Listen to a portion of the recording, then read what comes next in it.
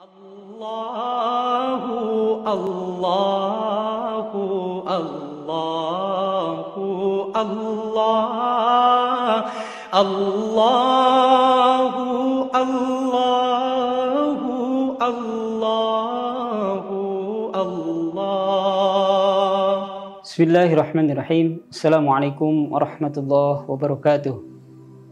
Alhamdulillahilladzi bi ni'matihi tatimmus shalihat.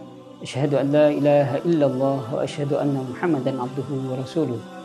Amma ba'du.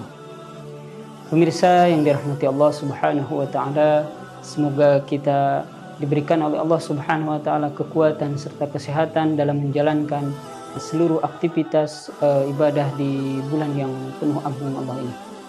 Amin ya Allah ya rabbal alamin. Pemirsa yang dirahmati Allah Subhanahu wa taala, pada kesempatan ini saya ingin menyampaikan sebuah kisah di mana kisah ini sangat luar biasa nilainya, yaitu salah satu kisah dari sahabat Rasulullah Shallallahu Alaihi Wasallam yang bernama Sa'labah bin Hatib. Sahabat ini tergolong orang yang sangat miskin kehidupannya secara harta.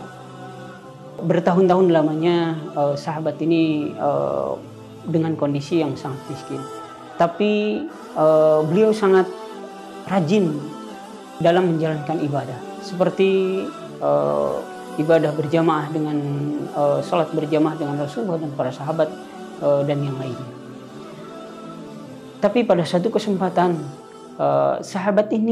sahabat Sa'labah bin Hatib ini merasa bosan dengan kondisi kemiskinannya ini, sehingga beliau menyampaikan dan meminta langsung kepada Rasulullah SAW untuk didoakan kepada Allah Subhanahu Wa Taala supaya diberikan harta yang banyak. 1 kali, 2 kali sampai ketiga kalinya sahabat Sa'labah bin Hatib ini meminta kepada Rasulullah. Tapi apa jawaban Rasulullah? Permintaan pertama, permintaan kedua sampai ketiga, Rasulullah menolaknya. Tentunya Rasulullah punya alasan dengan sahabat ini. Tapi ketika pas keempat kalinya Sa'labah berjanji kepada Rasulullah, ketika dikabulkan doanya ataupun Rasulullah meminta doa kepada Allah untuk diberikan harta yang banyak, dia berjanji akan memberikan atau membagikan hartanya kepada orang-orang yang sangat membutuhkan. Alkisah Sa'labah pun diberikan harta yang banyak oleh Allah Subhanahu wa taala. Tapi apa yang terjadi? Sahabat Sa'labah bin Hatib ini ingkar dengan janjinya. Dia tidak membagikan harta kekayaannya, juga dia sudah tidak istiqomah lagi dengan rajin sholat berjamaah, tidak jumatan lagi berjamaah dengan Rasulullah dan para sahabat. Yang akhirnya itu diketahui oleh Rasulullah, dan Rasulullah juga sangat marah.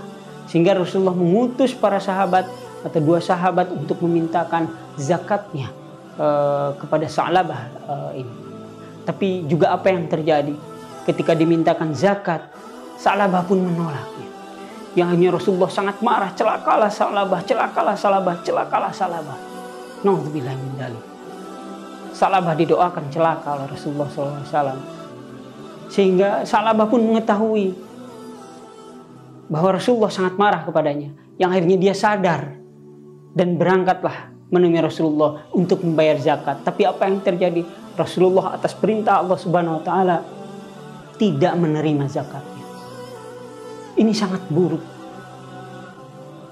Pemirsa yang dirahmati Allah Subhanahu wa taala, kisah ini luar biasa, saya katakan di awal. Kenapa?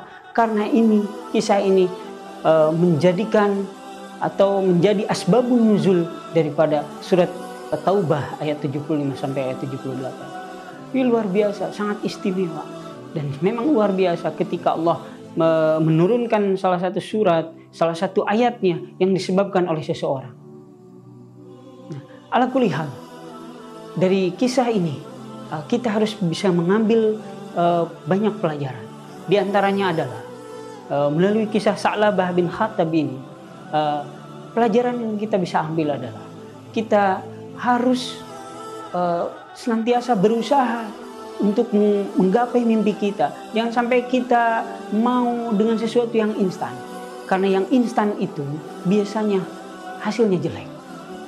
Kemudian yang kedua, pelajaran yang harus kita dapati dari kisah ini adalah kita harus berhusnuzon kepada Allah Subhanahu wa taala. Karena apa yang Allah takdirkan kepada kita dengan kondisi kita hari ini, sebelumnya bahkan yang akan datang, itu adalah ketetapan daripada Allah Subhanahu wa taala. Allah dan Rasulnya lebih tahu. Kemudian selanjutnya, pelajaran yang bisa kita ambil adalah kita harus belajar untuk berbagi dan terus berbagi dalam kondisi apapun. Dalam kondisi kita tidak mampu, kurang mampu, apalagi kita dalam kondisi yang sedang mampu. Kita harus memberikan kepada yang membutuhkan dengan harta kita.